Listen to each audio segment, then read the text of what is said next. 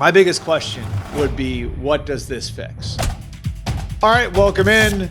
It is the Breer Report for November the 12th. Week 10 is now in the books. We're looking forward towards Week 11, and we have some movement in the NFL on this Tuesday morning. Chicago Bears head coach Matt Eberflus said on Monday that everything was on the table as far as fixing the offense, and that's resulted in a firing. They have let go of Shane Waldron after just a half a season. He came in, of course, to replace Luke Getsy, who was fired at the end of the 2023 season, and brought in to work with Caleb Williams. And we can start with the nuts and bolts here of how this happened, why it happened, where the Bears are at right now offensively. That Washington game, they really didn't play well offensively the first three quarters. They turned it on at the end. And I thought Caleb Williams showed an incredible ability for a young player to compartmentalize, what was three pretty rough quarters. Played really well in the fourth quarter. They come back. They take the lead, of course. The Hail Mary happens at the end of that game. Since the Hail Mary, the Bears have not scored a touchdown. They've got 4 field goals since then.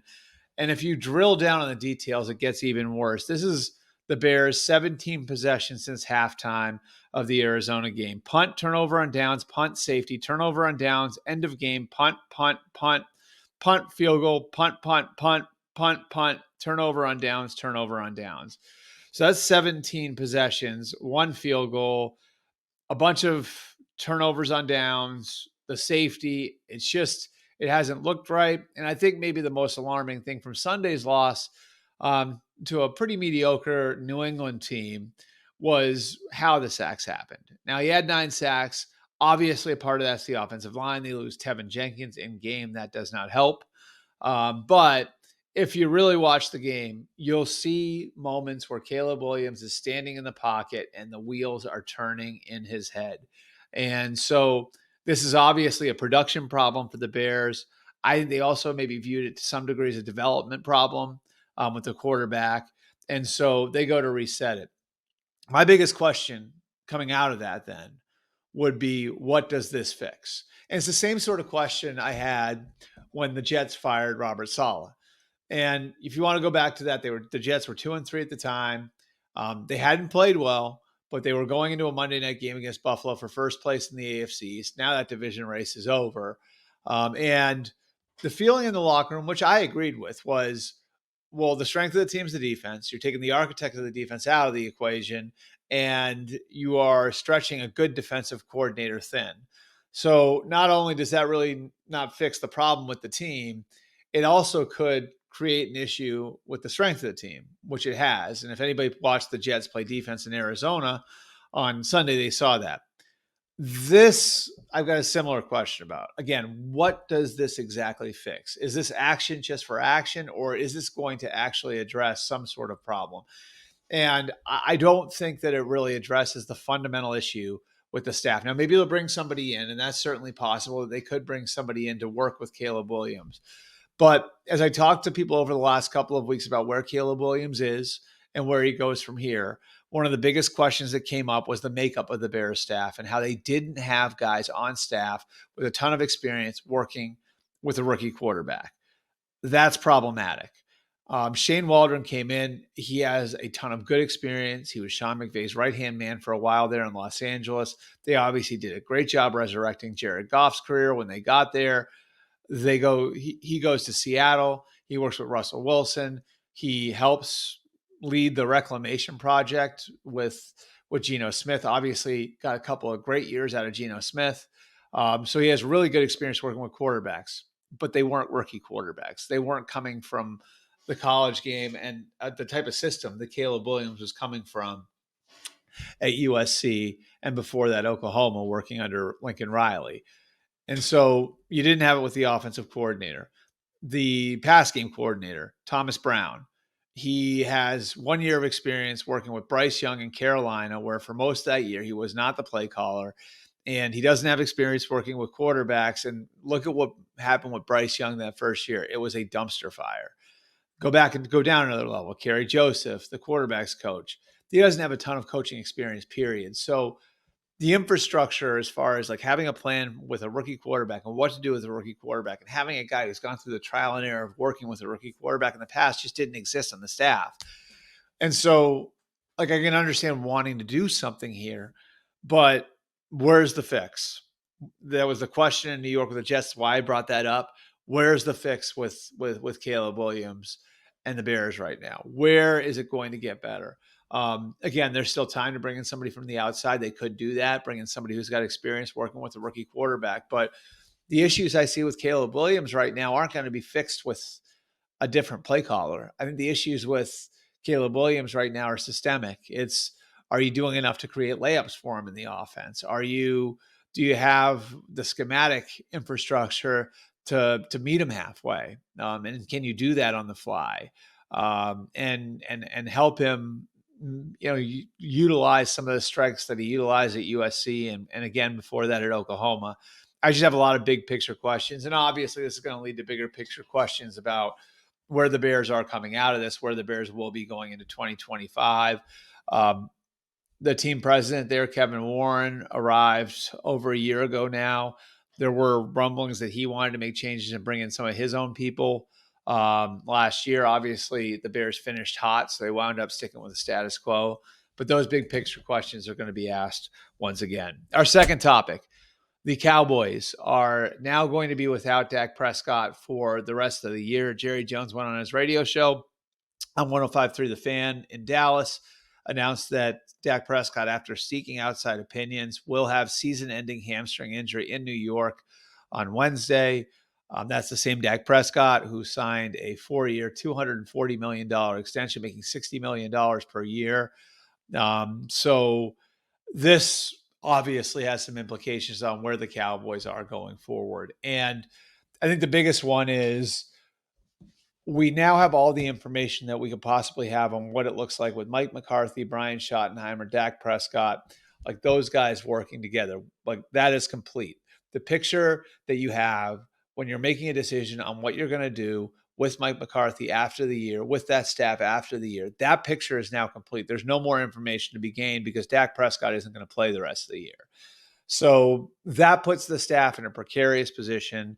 And now you're going to get a look at what Mike McCarthy can do to fix this. Obviously, he went through some of this in Green Bay when Aaron Rodgers was hurt those couple of years. So what does this look like with Cooper Rush as the quarterback? Do they get a look at Trey Lance eventually playing quarterback there? And where is the franchise going forward? Again, when something like this happens, similar to what we just talked about in Chicago, the bigger picture things come into focus. And so I don't think anybody's under the illusion that the Cowboys are going back to the playoffs this year. That's not happening. They looked a little lifeless the other day against Philly. So I think this first step is seeing how Mike McCarthy and his staff can reach the locker room and can get those guys going and to keep those guys from checking out on the year. Remember, this is a team that won 12 games 3 years in a row. They now have more losses through 9 games than they had through 17 in any of the last 3 years. So it puts, again, that staff on notice and how the locker room responds to that staff going forward. Because again, we know we have the full picture with Dak Prescott. How the locker room responds to that staff going forward is a big, big question. Finally, our third topic. I want to give the Steelers some credit here. They've got a huge game this week against the Ravens. Ravens are 7-3. The Steelers are 7-2. The Steelers will be playing the front end of their rivalry, home and home with the Ravens this week, and I really think that this is starting to look like a different Steelers team. It's amazing to think about all that Mike Tomlin's accomplished over the years in Pittsburgh and keeping that team competitive year in and year out. This is his 18th season in charge, and he has never had a team under 500, which is a remarkable achievement. But, of late, they've been good, not great. And I think that that's the big question in Pittsburgh, and has been the big question in Pittsburgh over the last few years is, can Mike Tomlin get them back over the hump? As great as they were early on, they've only been to one AFC title game since making their last Super Bowl in 2010. That's 14 seasons now. That AFC title game, that was 8 years ago. And getting to that AFC title game is the last time they won a playoff game.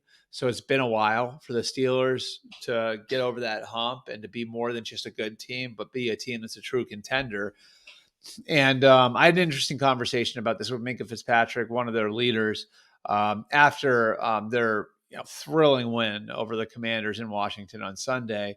And he told me that the difference in this year's Steelers versus past Steelers is the way that they're producing in critical situations. And it was obvious the way that really worked out for them on Sunday with the big throw from Russell Wilson to Mike Williams down the sideline to give the Steelers the lead. And then the play by DeMonte and Fitzpatrick himself to stop Zach Ertz short of the first down to lock up the win. I think you see that element where this team does seem to have that clutch ability, that ability to perform when it's needed most.